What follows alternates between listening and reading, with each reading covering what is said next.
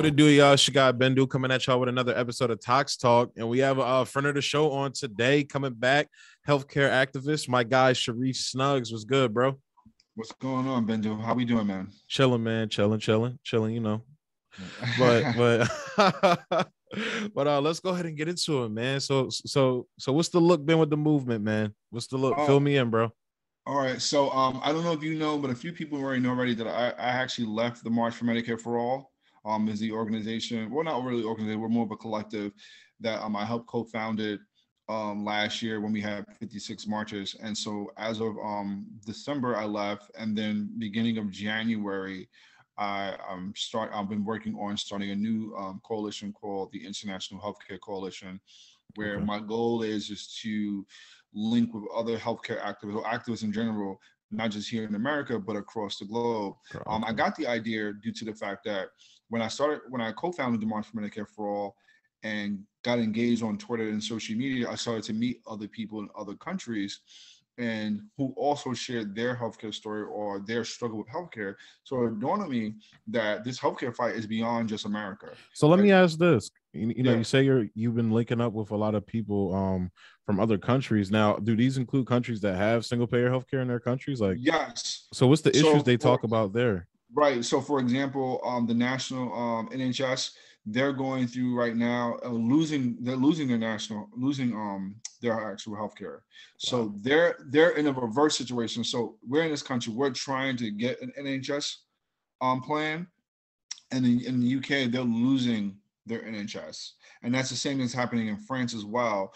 France, I talked to some people from France. They're saying that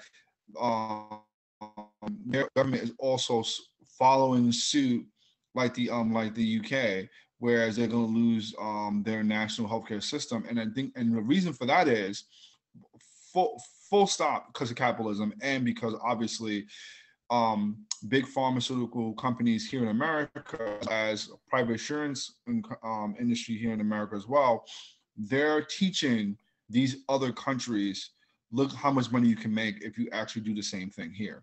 And so that's why that's happening. There's no secret why you have, for over 70 years, you have an NHS system in the UK, over X amount of years in France, where you actually have a national healthcare system. And now all of a sudden they want to switch to the American model, where it becomes a private system versus a more of a social system, right? Nuts. So, right, it's nuts. So that's not a secret, because again, all these major let's follow what it is. Let's not even say pharmaceutical or private sector. These corporations, that's what they are. They are for-profit corporations that are now trying to get in bed with these other countries and say, look, you can also make billions of dollars too. Jump on board, join the capitalist train. Let's all make money together, right? Because it's not just these corporations who benefit from a for-profit system. You have stock investors who make money, and I'm pretty sure a lot of these stock investors live in France, live in UK, live in different places across the country, across the world, who are putting this in the ear of these people, elected officials in these other countries. So there's no secret why this is happening. I'm not shocked. I'm not that surprised. And so healthcare is under attack, not just here in America, but everywhere. So we need to be in community with our comrades, not just here in this country, but everywhere. We need to all be together, and we all need to fight and preserve, our labor, because the reason why we can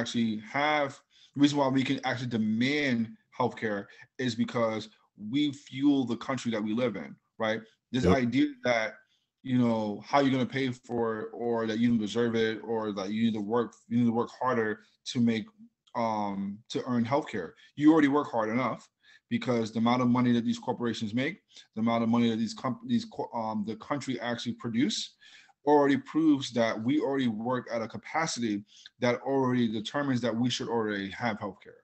Exactly. Like, it's not like we're in a there's not a it's not like there's a situation where that the output or the financial side of it from these companies and these countries, they can't benefit their people. It's ridiculous that this is the talking points of a lot of I wouldn't even say I don't even want to even generalize it and attack one left, attack the left or the right. And regardless, this is talking points that both sides do, because we believe in this narrative that A, we can't afford it, and B, that it will bankrupt the economy, or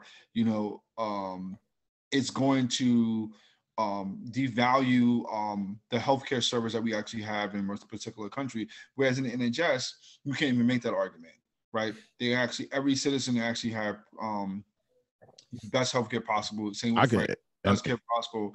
And look what's going on there. And I can see the French honestly getting out in the streets to protest that they have a rich history of doing that. So that's the difference. The difference in France versus the UK. They're not going to stand for that.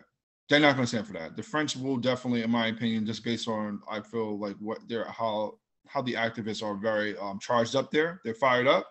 And they usually put aside their partisan differences to do that. Like you saw with the yellow vest and everything. They do. They really do. And I think you're going to see that.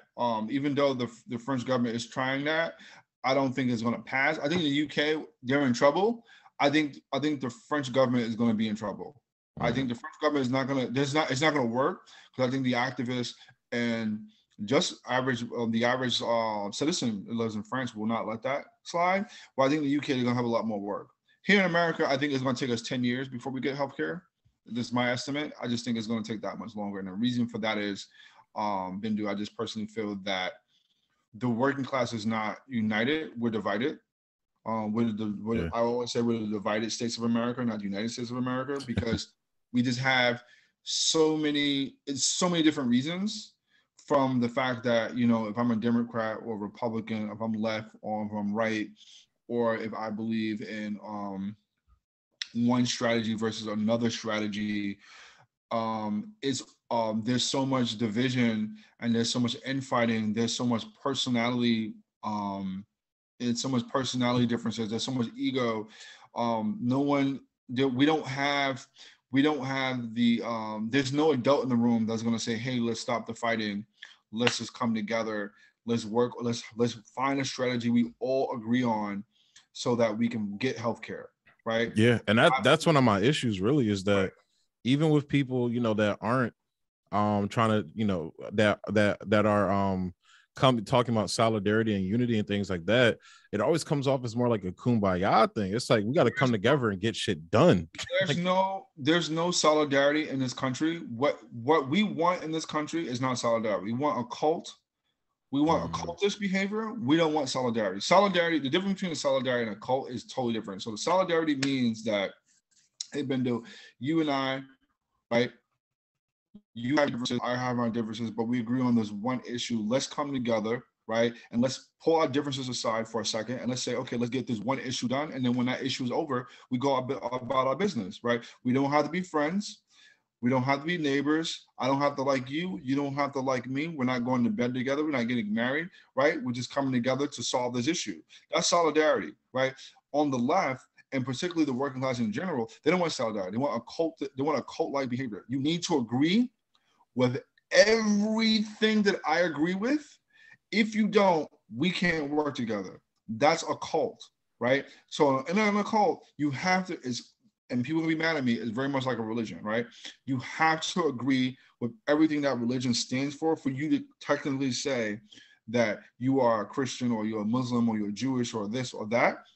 That's the same thing when it comes to politics. I always say this all the time. Politics is a new religion. You have to agree with everything that person believes in, whether that's the left or the right or whatever the case may be, for people to want to get engaged with you to fight for any issue that you have, right? We don't have a system in place where we have true solidarity. We just don't. The only group that has true solidarity is the 1%. That's the only group that has real solidarity, because they work real hard to fuck you. They just do. And even when they have their differences, you see like a lot of these billionaires squabbling with each other. When it comes down to that paper, they make sure.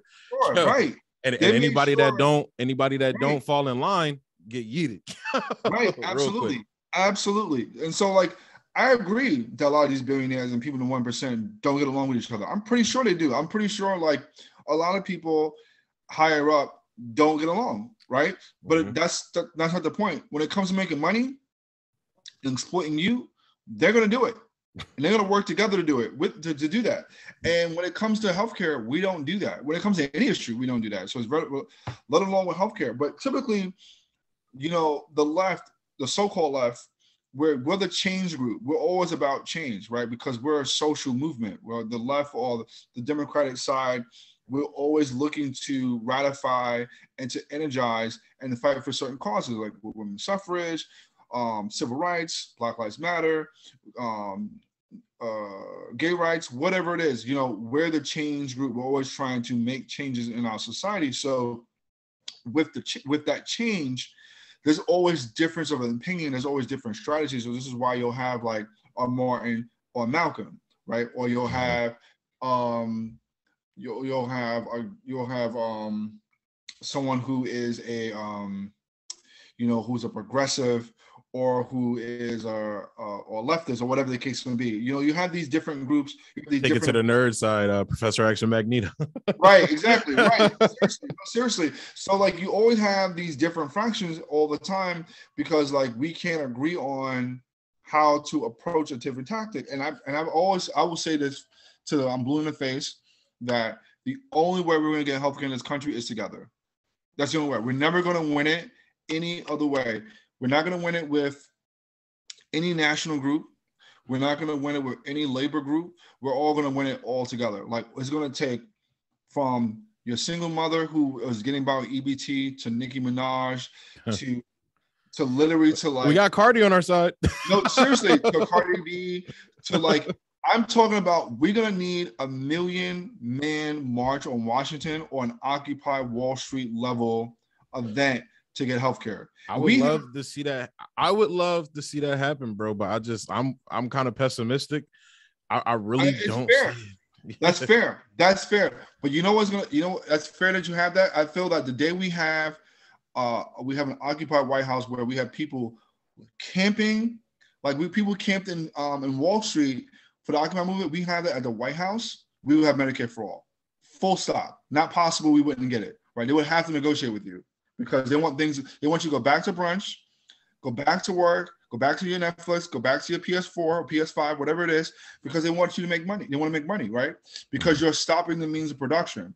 This is why, unionizing right now is becoming popular. This is why you hear general strike being thrown out, and this is why you hear general strike being thrown out, you hear unionizing being thrown out, and you hear grassroots movements being thrown out.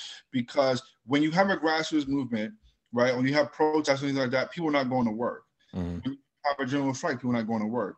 When you start being unionizing, you're actually trying to bring democracy in the workplace. When you have those things, you're literally slowing down or stopping the means of production. They don't want that, right? Those are things that actually cause the ruling class to make less money. So when you have a mass movement for that, they shut up. Look, for example, like what happened in Chicago, 15 McDonald's went on strike last year, right? Yeah, I remember that. Right. They had 15 McDonald's went on strike last year, and guess what? Bernie Sanders and AOC just ignored them. Right. And they got their $15 an hour. But that's my point, though, because they went out in the street. They didn't go to work. Keep in mind, that's 15 McDonald's shut down.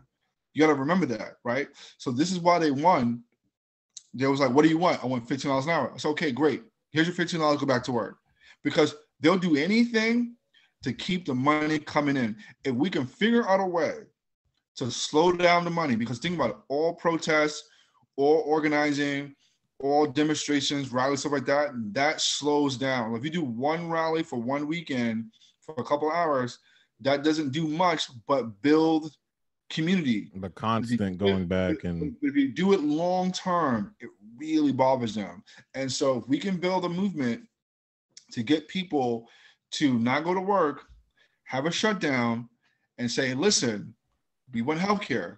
Give it to us. Shit, when the government don't want to work for you, they shut down in a heartbeat. No, exactly. But you know what's going to take? It's going to take labor. It's going to take labor. It's going to take people who are not so much in the apolitical era, like for example, you and I, we follow policy a little bit. It's going to take apolitical people. It's going to take apolitical people to get involved, labor to get involved, other groups who are not particularly in healthcare, like people who fight for other different issues, to say, wait a minute, we need to all pull resources, come together and fight for this one issue. Well, let me ask you this. And this is going to be kind of controversial because it's been I think you know what I'm about to ask you. It's going to be a hot button topic. So that would be, I guess my two questions would be, what is your opinion on the trucker convoy situation that's been going on? And also I would ask, wouldn't that be a great, a great, what's the word I'm looking for? A great segue into what you're talking about right now. Absolutely. No, 100%. I think personally, when the left talks about general strikes, I'm like, there's your fucking it's not going to be this perfect thing where you guys run out and that's your opportunity. Go talk to them. No, absolutely. I would actually go. I would actually travel to Canada, but believe it or not, and reach out and talk to them and see how can I be in community with them. I mean, granted, they're Canadian, so I guess my fight and their fight kind of doesn't work because they already have their healthcare. We already have healthcare.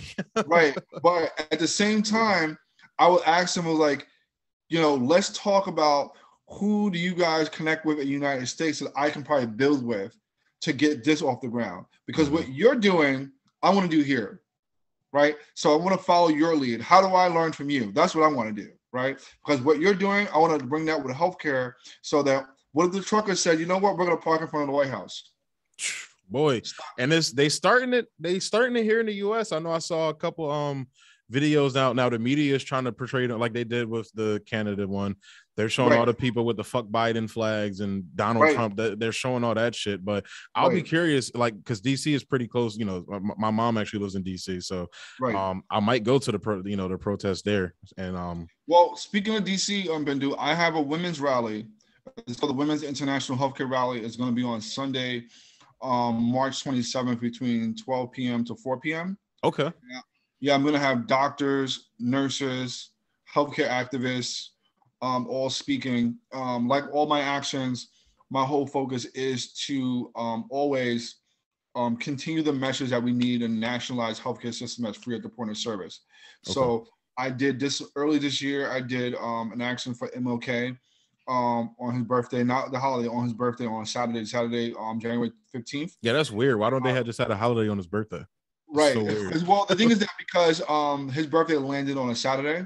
Gotcha. So if it lands on a weekend, they actually have it on that Monday. Okay. Gotcha. So I did that there at Kingsbrook Medical Center. I did it at the hospital here in Brooklyn. Then I also did this month. I did a Bernie action in Vermont, and I also went to Oakland last weekend to speak there. So my goal is to the Bay. Yeah, so my goal is that hit different areas across the country and think of a different action, but all the actions all around the same thing. It's about getting people hitting the street, being active, being engaged, pushing people to demand better from our country. And so the more we do this, so every month I'm trying to do different things. So next month is going to be a little bigger. All the other actions are a little smaller in scale, but this one here I want to make a little bigger because we're going to DC. We're going to be at Lincoln Park. So the goal is to bring a big noise around this issue. And I do want to add more labor. I've been talking to a few groups right now. Mm-hmm. So I'm trying to get mutual aid. I'm trying to get community centers, churches. I definitely want to get more outreach in the community of DC. So if anyone who's watching, you live in DC, please reach out to me on Twitter. At me at I am for Medicare for all. That's I am the number 4 M for A. I'm gonna tag it below too in the description. Yeah, please do, because anyone can help, anyone can participate. There's so much you can do. You can do a lot with a little. Because again, we're not gonna win healthcare until we get really vocal, we get loud, we get more boots on the ground. That's the only way they pay attention. Yeah, and even if you like, and I know a lot of people, because I know Fred Hampton left this. I forgot what they named their channel now. They were RBN. It's called what? RBN, Revolutionary Blackout Network. Okay, yeah. I know Nick was talking about that on he did a stream on Franco's channel. Right. He was talking about, his concerns and everything like that. Like, just like take what they're doing. Like, the left doesn't even want to do that. They want to rely on AOC and the worst enemy. You know what it is? We the left and the working class in general, we do a lot of hero worship, and we have to stop the hero worshiping. Yeah. Because we believe, and I talked to one of my buddies about this too. He's not apolitical. He's a little political minded. He believes the only way we're going to get healthcare, we have a national figure. So a lot of people on the left, a lot of people in the working class, they believe that we need Bernie Sanders, we need AOC, we need a Malcolm, we need a Martin Luther King for us to get healthcare, because we need a big account, quote unquote. We need someone with a big brand to say we need healthcare, and so people can rally behind. They're not, people who think that, they're not wrong to a certain degree. We don't have Malcolm. We don't have time for Martin. We don't have those people here. We don't have time to get people to get to that point. And even when they were here, people, I just do. like, oh, my bad. I'm sorry. I didn't mean to cut you off. Okay. Well, I was gonna say we don't have time for that, and we don't have time for that, and we don't have time to find that person, and we don't have time to build that person. And the people we do have who can fill that spot, they just don't want the job. Like, it's clear that AOC doesn't want it. It's clear that Bernie Sanders don't want it. No one is meeting the moment. We don't have a national leader, and quite frankly, we don't need a national leader. We just they don't want the job, but they want the perks that comes with that job. Right. And but quite frankly, we don't need it. We just don't. I personally feel national leaders kill movements. When Bernie Sanders dropped out of the race, the healthcare movement was done. It was over. It was just over. It's already done. And people can argue to the blue in their face and say, like, oh, like, we still have a healthcare movement. Where is it at? Where's your boots on the ground? Where's the Medicare for All movement? I'll travel to any city, any town, any area where there is a grassroots movement, boots on the ground, people in the street. We're not talking about people meeting over Zoom, and we're not talking about protests here and there. I'm talking about people actually on the street pushing for Medicare for All. I will travel there tomorrow. We don't have that. And so the point is, we don't need a national leader. What we do need is that like I said, we need average voters, average Americans to say, I don't care about losing my job or don't care about anything else that's going on right now. I'm going to get vocal. I'm going to get loud. I'm going to go out on the street. I'm going to mobilize, organize, work with other people, and start pressuring our elected officials to give us health care. And again, my best strategy, I personally feel, is, again, a Million Man March or Occupy White House. Because at the end of the day, that's the only thing that's actually going to get us healthcare. They're not going to listen, because we have to get mainstream media involved, right?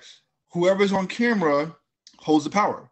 They just do, right? So because we're not important, we have to, quote unquote, make ourselves important. So we have to energize our base. I mean, granted, I personally feel some of those leaders would join the movement once we get there, right? So let's say, for example, a mass mobilization for healthcare started to drum up and started to come towards Washington, D.C.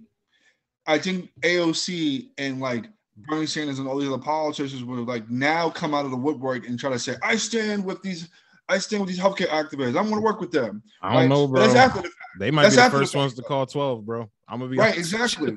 That'll be after the fact, though. That'll be after the fact. After the fact is, oh, where were you before we had this movement? You're only coming here for clout. Exactly. You're coming here now after the fact. Not before. You didn't start this. We started this, right? So if I was the person leading the charge, right, for this, even though I don't want to be, but let's say if I was, right, I would tell AOC you're not welcome. I would tell Bernie Sanders you're not welcome. Until you tell people, why didn't you start this? Where were you?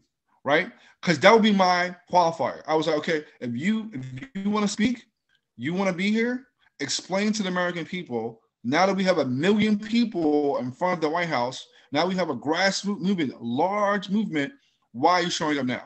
Where were you before? Mm-hmm. You taking time of your busy schedule, right? You're busy, because I messaged Bernie Sanders, call his office, message him, no response.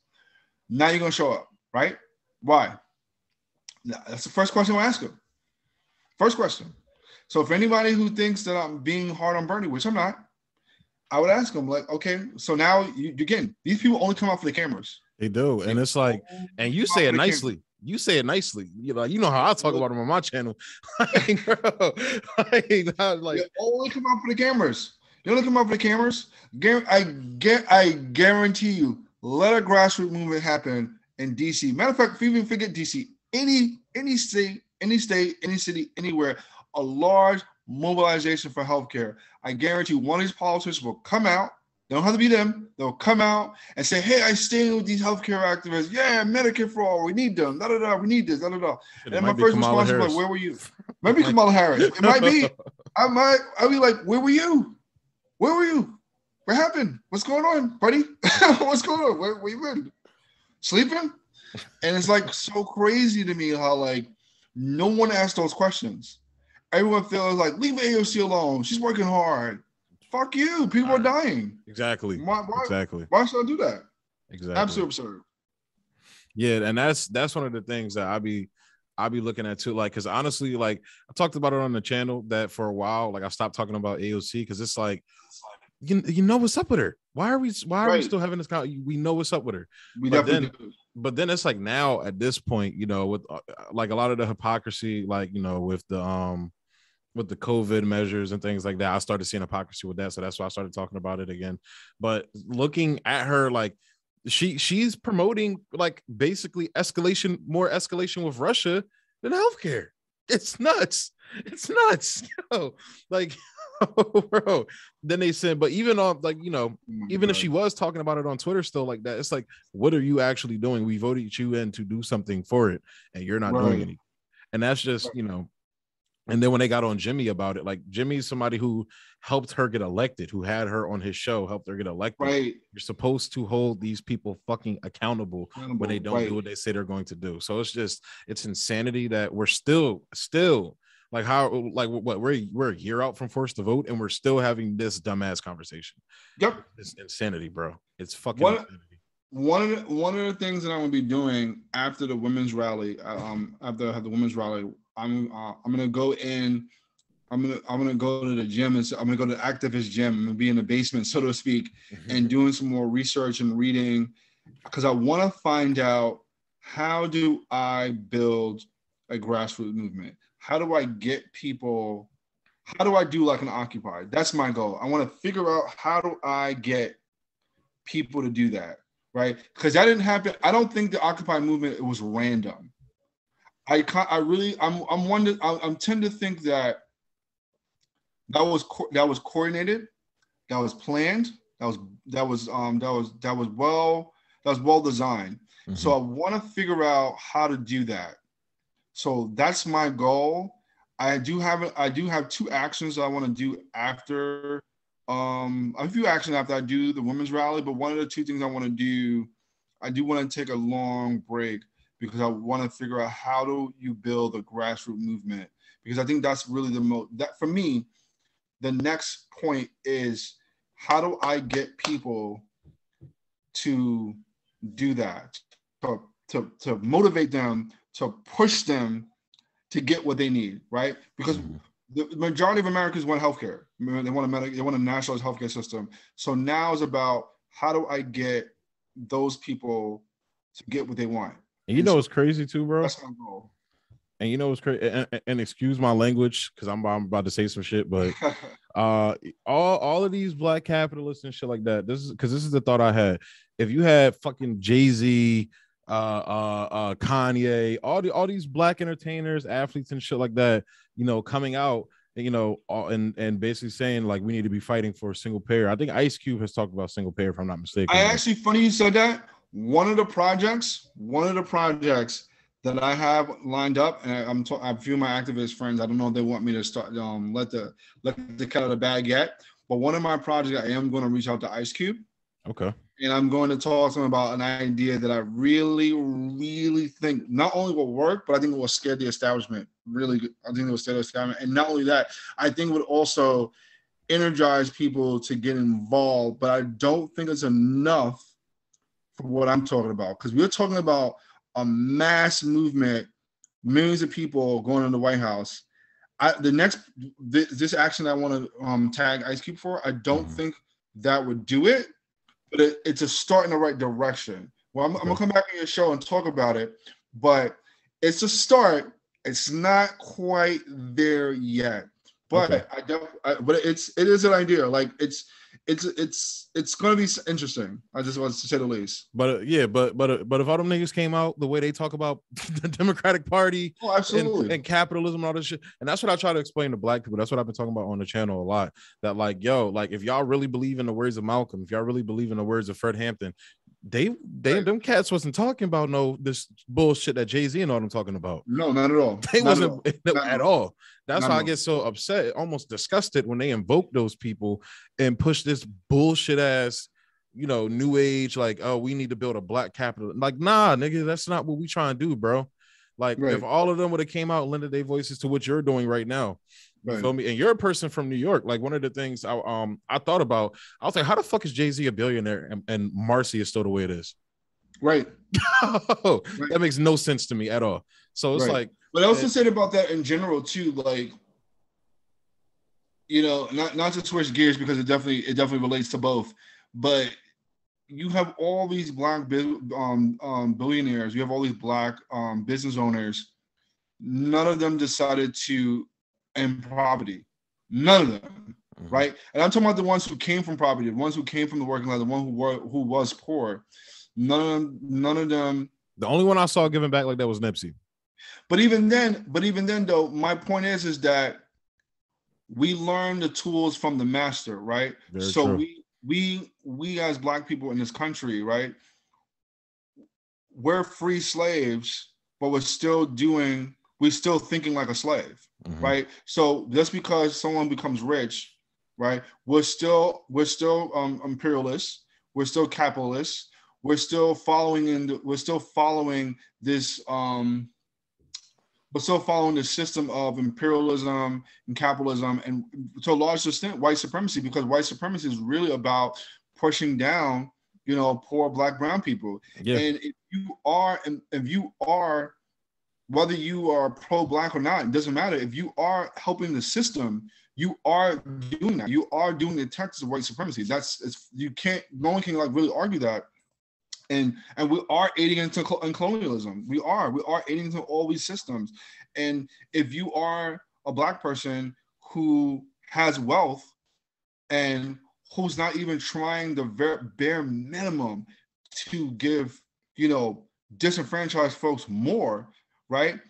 Because you believe you earned it, right? You believe your labor and your work did that, but you don't realize that exploitation is in every root of this system. Exactly. It really is. That's why I was really liking Cardi B, because she was like, take my money. She was one of the first people that has ever said anything like that. Like when she was on the pro Bernie train and all that shit, she was literally like, take my money. I want to help build a better, a better world, a better country and shit like that. So and no, a lot of people, especially my homies and shit, they look at me crazy when I'm like, oh, Cardi, like people, they look at me like I'm saying like Cardi B is like the fucking like revolutionary that's gonna save us all. It's not what the fuck I'm saying, but what I'm saying is like, you're saying that she's tapping into what needs to get done, and at least she's starting that conversation that we all should be having, that conversation about the fact, what is it going to take to make our country better, what is it going to take us, a society, to be better. But no, making a mistake about it, that I say this to a lot of people. I had a friend of mine who said, oh, I don't support Apple products because they have kids in cages and stuff like that. I said, let me tell you something, they all do it. All these corporations, if you're a major corporation, you all exploit workers, full stop. You just and do. Then the crazy part is, and then the crazy part is, I won't go too far off topic, but the crazy part is they'll always bring that up in conjunction with China. But then whenever China starts doing anti-corruption policies in their country, they call it fucking authoritarianism, because they're going after the business owners that are doing these fucked up shady practices. Right. And they call it authoritarianism. I was reading an article, I think I covered it on the channel too, in Foreign Policy, where they talked about this specifically, about how like the social credit score system everybody talks about in China, it's actually used to penalize business owners that fuck over the working class people there. But that's never mentioned in anybody, any politicians or anything. Like it's been used to blacklist basically like business owners that, for example, if you go out and pollute a lake and shit like that, like for Rick Schneider would basically, like, he would be in jail in China. Right. So. And that's the problem. And again, it lets you know like who really runs the world, not the bureaucrats, the people, the financial sector, the Oh yeah. stockholders, Oh yeah. ruling class, people who have money, people with corporations. Like But these people. that's the thing I see though. Like so people look at like and going back to your like the conversation we were having about, you know, like the international like stage, like people view other countries through the American lens. So for example, when they Right. see like Xi Jinping up with like what's his name, Klaus Schwab and shit like that, they're like, oh shit, like why is he like, what you got to look at is, yeah, he's around this person, he's with that person, but what is the outcome in their country? Like for example, they're Right. not mass selling their people out to Right. the World Economic Forum like the fucking United States is. That's Right. just a fact of the matter. Well, Like that's not happening. as an American, myself included, we don't know the first thing about foreign politics. We just don't. Exactly. We're fucking behind. We're like 20 years behind the rest of the world when it comes to knowing what goes on in these other countries. And one beautiful thing about being on Twitter, and being on social media, is that I get to reach out and talk to comrades and get a firsthand account of what they're going through. And I would love to get more of that. Actually, I would love to be in more community with folks. This is why I started the International Healthcare Coalition, because not just even talking about healthcare, which I do want to continue my fight on healthcare, but I do want to be in community and find out what other things that the United States is lying about. Because the biggest issue, I had a comrade, well, I don't consider him a comrade anymore. He had an issue with the fact that I said fuck Israel. I have fuck Israel on my Twitter, because I don't believe in imperialism. I don't believe in colonialism. I don't believe I stand with the Palestinians. I do believe that Israel is a fucking terrorist state, like the United States is a terrorist state. Mm-hmm. We're the bullies in the room. Like, I don't know why we're pretending the United States is not the bully. I don't understand why we're pretending that Israel is not the bully. And like, we need to be sensitive towards what, the Palestinians are doing to Israel. It's like saying the bully, the nerd in the class throws paper at the bully for one time, and then, oh my God, we're pro-clunch about the It's fact the same how, as like, being mad at Nat Turner. right, exactly. Literally the same thing as being mad at Nat Turner. It's so stupid. And like, so like, Palestine has nowhere near the power. If he's saying fuck the Palestinians, he's basically saying fuck the founding fathers. Right. Oh, literally. Right. Like we pretend like Palestine has any real power over Israel. What? No way. The amount of money that is the military budget Israel has, the infrastructure they have, the support of the United States they have, there's no way the Palestinians, even if the Palestinians were, let's say, wrong, which I don't think they were. I don't think they're sort of this problem. But even if they were, right, that's like an ant trying to fight with an elephant. That's not even a fair fight. And it's like, I think his name is Normal Finkelstein. I think that's his name. This motherfucker, his parents are Holocaust survivors.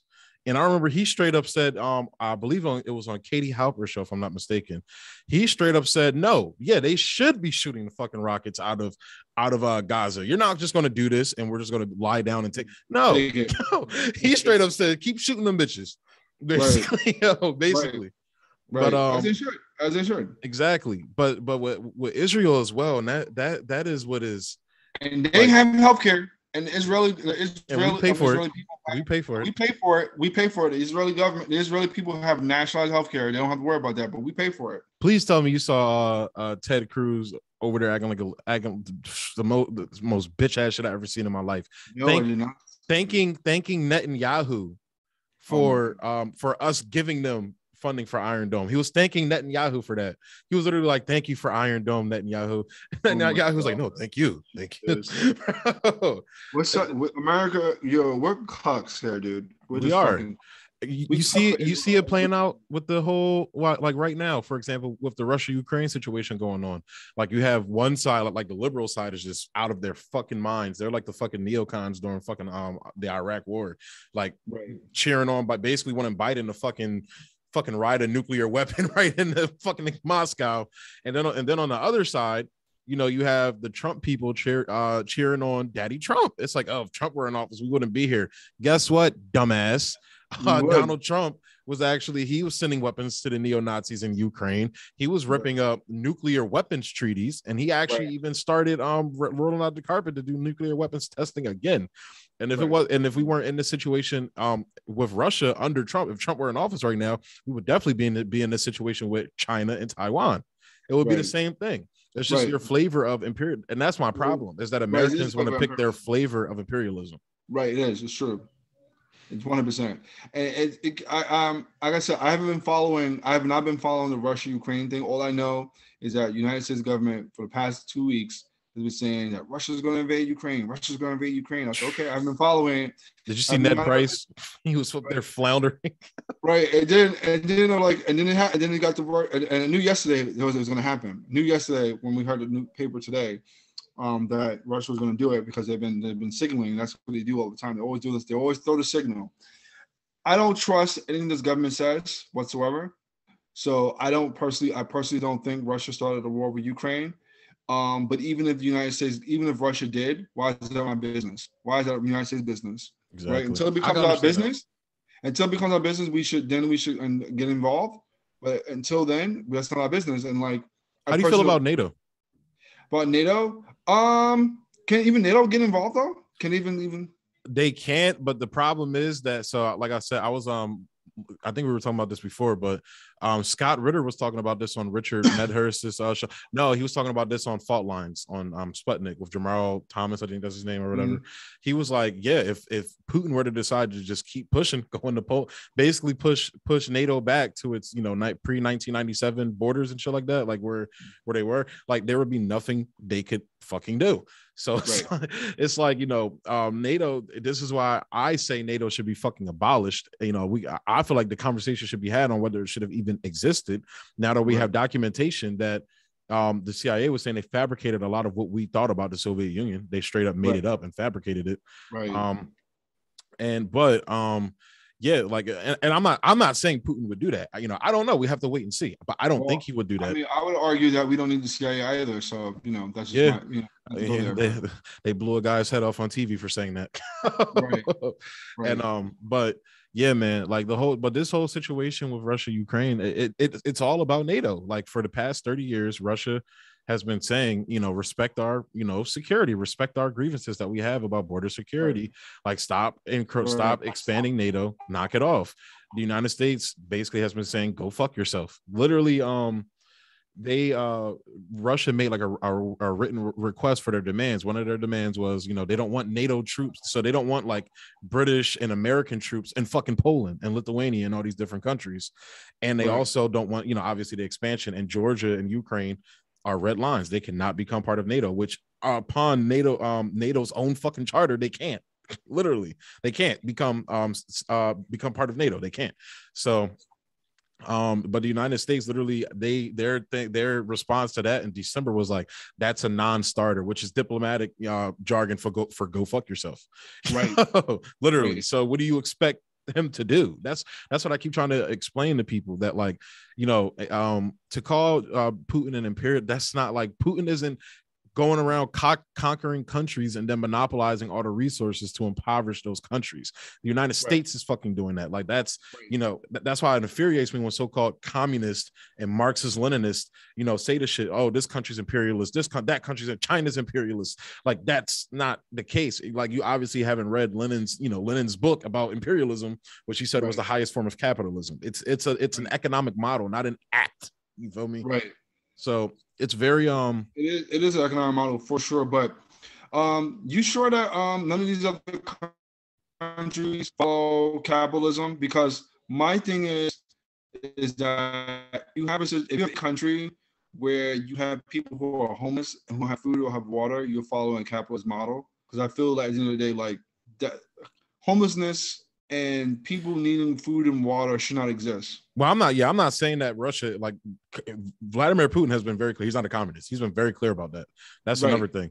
But with China, what you got to understand is, and China is very, very different because they have been basically trying these, like trying out new things within Marxism, and things like that, and communism to actually be able to provide for their people. So one of the things that you don't want to do with Marxism and communism is basically, I forgot what the exact word is for it, but they, I was reading that Che Guevara even tried this, but basically, I'm trying to blank on the exact terminology for it, but you don't want to push when you're already impoverished. You don't want to push like this state communist thing, because it's just going to make the poverty situation worse. That's actually one of the things Deng Xiaoping in the 70s did, which is why he opened up the country. Now, the problem that they had was that they started allowing too much capitalism and too much freedom of the private sector within the country, giving them too much freedom. And that's what a lot of the reforms that Xi Jinping has been doing since he's been in office.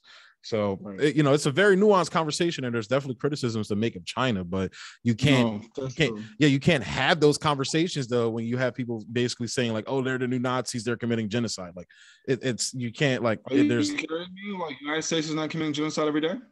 We're literally aiding Israel committing a genocide. If you really care about a Muslim population that is being wiped off the map, it is the Palestinians, but y'all don't fucking care, because half of you are fucking religious zealots and the other half is getting paid by them to shut the fuck up about it. So that's another thing that's insane to me. And another aspect is that they don't talk about, and I'm not saying this is justification, because like I have heard stories about how, they've been like going hard on that region in Xinjiang and that's not saying that they're like doing, the whole internment camps and shit like that, the concentration camps that they're saying. But the issue that they've been having is that a lot of the Uyghurs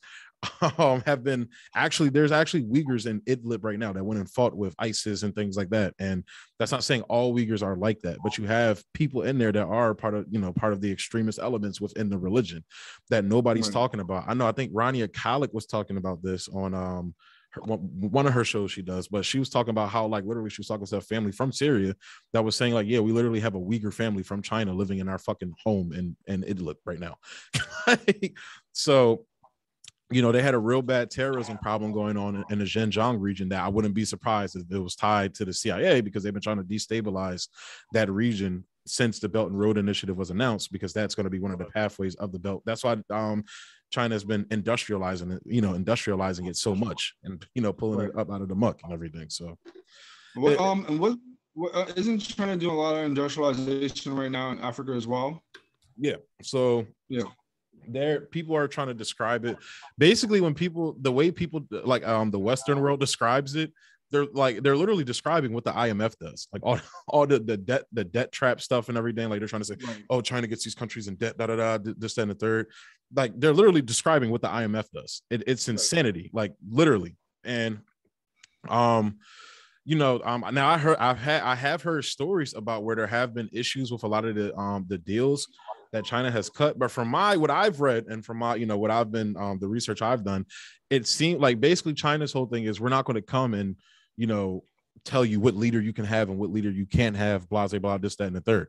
So if they go to a country where it's an authoritarian leader and shit like that, they're going to work with that guy because they don't believe in telling a country what to do with their economic model.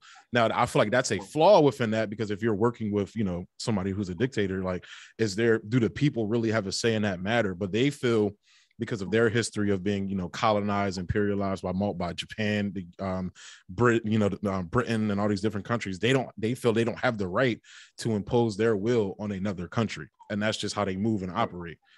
So how the leaders of these countries they're cutting these deals with, handle and appropriate the funds that come with these deals they're cutting, that's up to the leaders, which is basically what China is saying. They go in and build them airports and bridges and roads and shit like that and help out on that note. But how they handle the actual monetary, what they get out of the deal in terms of, currency, money, basically, to run their country, like that's not on China. But I feel that's a flaw of the Belt and Road Initiative. I think you're going to see, especially in countries where the United States has completely destroyed the infrastructure and open up the door to the corruption we see in Africa. Africa's not corrupt because the people are inherently corrupt. Africa is the way it is because of what the fucking West has done to it for colonization centuries. So once again, same story, different author. Exactly. Now it's a fucking American author. And that's just the fact of the matter. And like I tell people all the time, there's definitely criticisms you can make, against China. I make them on my channel, but the fact that you can't even have those nuanced conversations because it's just like China, Russia isn't as much of as a non-starter. Like I can talk to a lot of conservatives about Russia. Like they don't really, because they've really been stirred up with the anti-China fervor. That's the trap that they've been laying for, for them, for that side of the equation is the China stuff. Right. And it's just and it goes back to our conversation that this is how they create context for you to be okay with them ramping up spending because, oh, it's China, or, oh, it's Russia, or it's funny that they even say this, oh, it's Syria. Syria is going to invade us, bro. Syria is going to invade us. Okay. No one believes that. Okay. But yeah, but that's, that's that. And then, that's how they create the pretext to fuck you out of healthcare, basically. Fuck you. We're going to go give Raytheon this money that we should be spending on you for healthcare. Fuck you.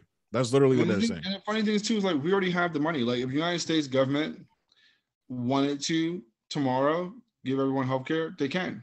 They just don't want to. They already have the means, they already have the financial backing to do so. They're just choosing not to. And I guess I'll close out on this note. Do you, like, right now, the state that the country is in, it's very ripe for a revolution. Now, what type of revolution that will look like, I don't know. You feel me? Like, I don't know if it'll go bad. I don't know if it'll go good, but people want a change. It's a lot of ideas and people debating about what direction that change should be. But, people got to stop falling for the traps, man. Like, I definitely on the left. Yeah, we definitely got to get out of this this electoralism. But I think the right is just much as into that as we are. You feel me? Because they, like I said, you got them cheering for Daddy Trump to come back. Like, what are you going to do? We're going to see, honestly, I'm calling it. This is my prediction. Hillary Trump round 2.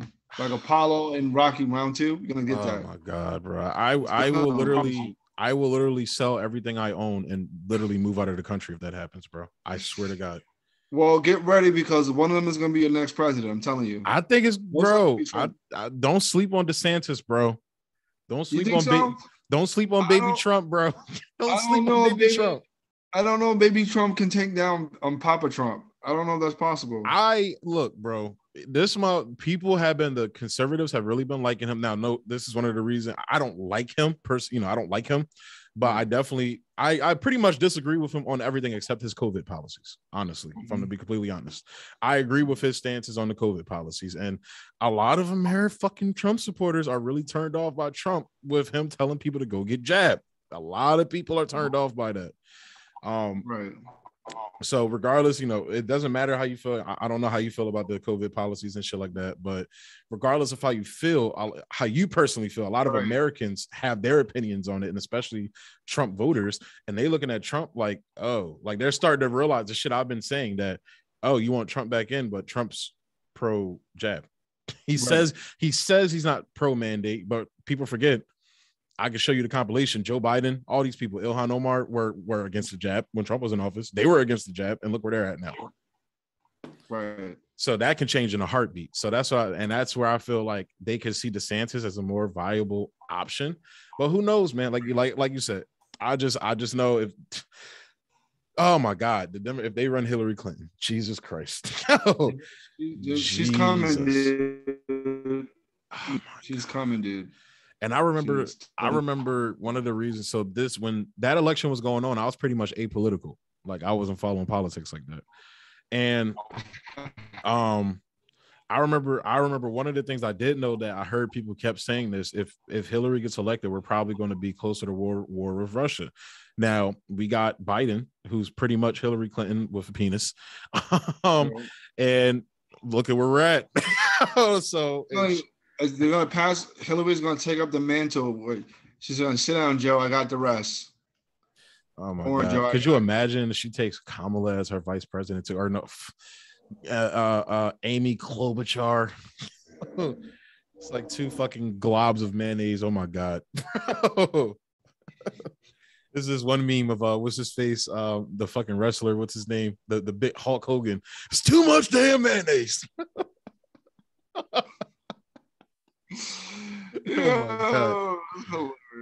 Oh my God. Oh, that's gonna be horrible, man. Oh man. But honestly, I'm here for the jokes for Trump. I know he's gonna come with the slappers, bro. Honestly speaking, actually, Miss Trump, you know why? Because I want all the neoliberals and the fucking moderates the pro clunge over Trump. So like I said, yeah. And you know another thing Trump's against? He's against Medicare for all. You should join. You should join Medicare for all. And Yep. like, yeah. That's what I like. Because once the wine moms, care about healthcare, it's a wrap, dude. Yeah. It's a wrap. I just miss his Twitter rants in the morning. At least bring him back on Twitter, bro. He would just wake up and be like, this guy said he doesn't like me. He's a loser, not a winner. Like, this is his random tweets on bro. He'll be so, it's like the king. It's like that the fucking king on the throne. You know how like the fucking the entertainer comes in and tries to entertain the king. He's like, right, I'm not to entertain. Kill him. Right. And like, bro, it's like, oh my God, dude. This guy would just wake up and destroy somebody's political career. He was funny, dude. He was super funny. It was a joke, okay? I just want to know. It was a joke. It was a joke. It was a joke. Only Rosie O'Donnell. And then, oh my God, when he told Jeb Bush his face, the Twin Towers went down under your brother. I was like, that's when I knew. When I saw that, I knew. Because at that point, you got to remember that's honestly speaking, Trump lost the most winnable election against Joe Biden. If he would have gave out free mask at all his rallies, he would have won. All he had to do was shut up. He didn't even have to do that. All he had to do was shut up. All he had to do was shut up and give out free mask. He would have won. I really believe that. If you did what Joe Biden did, hide in his dungeon, he's like, I'm not talking. Everyone, wear a mask. Everybody, wear a mask. Make Trump America great again. Just put on a mask. If he did that, I'm telling you, he would have won, dude. He would have won. Yeah. All you had to do is give out free masks, everybody, with Trump on it. And that's what I keep getting pissed about is that people keep, and I'm not saying there wasn't funny shit that happened with the election. I'm not saying that at all. Like, I was reading. I believe on both sides. Yeah, Johnny from Convo Couch. I was reading through his work and everything that he was doing, but it's like, do not fail to take into account that this nigga was waking up every morning shooting himself in the fucking foot every fucking morning. And I'll fuck with it because it's like, hey, look, bro, be about your shit, dog. I would prefer it if you're more honest, because it's like that was one of the things people liked about Trump. It's like, well, he's an asshole, but at least he's honest, like straight up. So a lot of people liked him, like he get like literally. But one of the funny things though, and this will be my official last point, but one of the funny things was they talk about banning people off of Twitter for like inciting violence and shit like that, and they banned Trump off of Twitter for January 6th. Why did y'all not ban Donald Trump off of Twitter when he threatened nuclear war against North Korea? Right. Why did y'all not, like, that's inciting violence on the highest fucking level? Why did y'all not ban him off of Twitter when first he threatened General Soleimani, then he went out and killed him and then bragged about it on Twitter? But y'all don't, that's not inside. Okay. Right. That's insane to me that like he's allowed that. Because when you do it against North Korea, it's not inciting violence. It's patriotism. Or the DPRK. I'm trying to get into the habit of, because like I've heard that people in Korea don't like you calling it North Korea. They consider it disrespectful. So because they see it as like a way the West it's like a propaganda tool the West used to keep the peninsula divided, basically, and shit like that. But so what do they want to be called? The DPRK, the Democratic People's Republic of Korea. And now look, I'm not saying Kim Jong-un. I'm not saying Kim Jong-un. I'm not endorsing, Kim Jong-un or anything like that. But I am saying that when you look at the revolutionary history of Korea and how that revolution came about, you see Kim Jong-un and his family in a very different light when you understand the history of the Korean peninsula, especially when it came to the communist uprisings, against Japan and then eventually the United States and all that. Right. But a lot of like I try to pronounce like Iraq and Iran the correct way. My friends look at me crazy when I'm talking about it because they're like, what the fuck are you saying right now? But like, it's about respect, bro. That's one of the things that we need to, like, especially as Americans, like they think we're disrespectful, uncultured, like bastards, motherfuckers, basically, which in a sense we are. Like, we want everybody to respect our culture and respect what we do, but we don't want to do that to anybody else. So that's why I try to, because I used to be like that. I used to be like, man, fuck your culture, bro. I'm gonna say Iraq. Right. It's Iraq, okay? I used to be one of those people, but in order for you gotta lead with respect. That's what a lot of people. That's what Putin's been saying. It's about respect. They would respect that man. He wouldn't be doing what he's doing right now. They don't respect him though. So that's why he's doing what he's doing. And Putin's a real. He a real one. He a real one. I'm not going to front. He a real one. He said, y'all keep fucking with me. All right, bet. Yo, bet. Yo. So he pulled up. It sucks that this guy happened. The people of Ukraine are obviously going to be the ones that suffer and everything, but right. it sucks. It sucks. But healthcare. Had my guy Shareef on. Thanks for coming on, man. Talking about healthcare, bro. like I said, man, you already know I'm pessimistic about the future, not even just of healthcare, but of everything. Where we going? Like as Cole would say, I can see the future that we headed, man, and it's not looking good. It's not. Opinion. We can do, but I'm confident we can do it though. Man. Especially with people like you leading it, man. You saying you don't want it, but bro, you like the fucking Energizer bunny, bro. You keep going, man, and I respect that.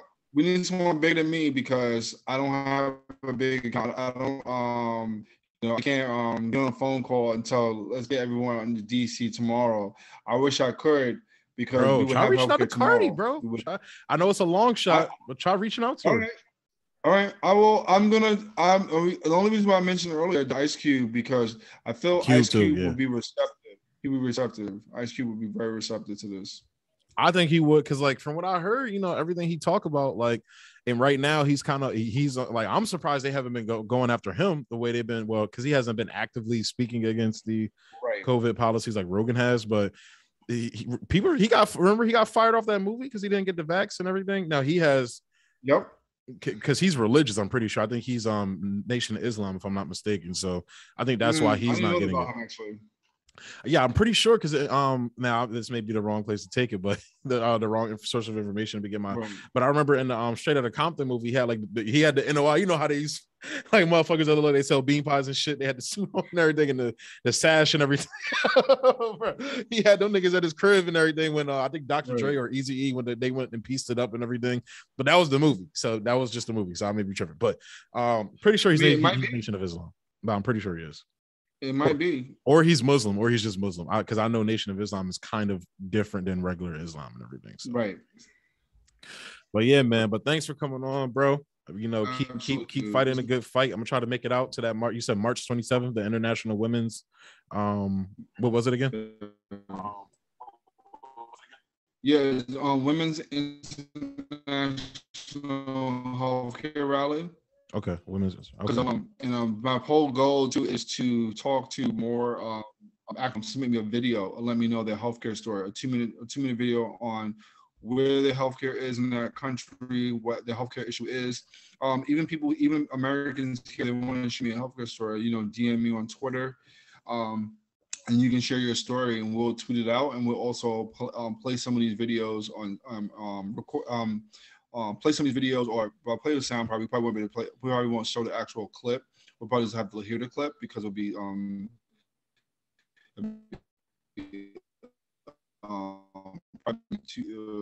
it'll probably be too bright outside on screen or anything. But we'll have a recording of people who can listen to the people's healthcare story. Hey Shareef, you're freezing up a little bit, bro. That's from my. You're like freezing and breaking up. You said that event is on the 27th? It's a Sunday, the 27th. It's going to be from 12 to 4. And I'm asking people to also submit videos so we can share that out on social media, tell us your healthcare story. And then we're going to play the thing to listen to these healthcare stories at the rally as well. That's the goal. All right, man. Sounds cool. Yeah, man. So yeah, guys, definitely go show Shareef some love. I'm gonna have his all that stuff tagged down below and everything. So definitely go out and show love, man, and show your boys some love too. Like, subscribe, and share on the channel as well. I'm actually doing Twitch streams now. Nice. I talk about everything under the sun. I talk about film. I talk about music. Kanye West has been popping up on there a lot in terms of topics because he been out here wild and he throwing microphones now on stage. and Skeet Davidson is still the big bad in the Kanye cinematic universe. So that's very interesting. Pete Davidson is basically Thanos in Kanye's mind. But yeah, so it's a fun time. I talk politics on there too, so it's a fun time. So definitely go on there, follow your boy. That's Bendu_Ren. And yeah, keep showing love here. Show love on Talks Talk. Obviously, we on Spotify and all that. And slide by the Patreon actually too. Have some things up there for you guys. Everything, there's nothing behind the paywall there. It would be appreciated for a contribution, but if not, everything there is free. I don't believe in putting things behind the paywall. So with all that being said, guys, thanks for tuning in. Peace. Nice. Be easy.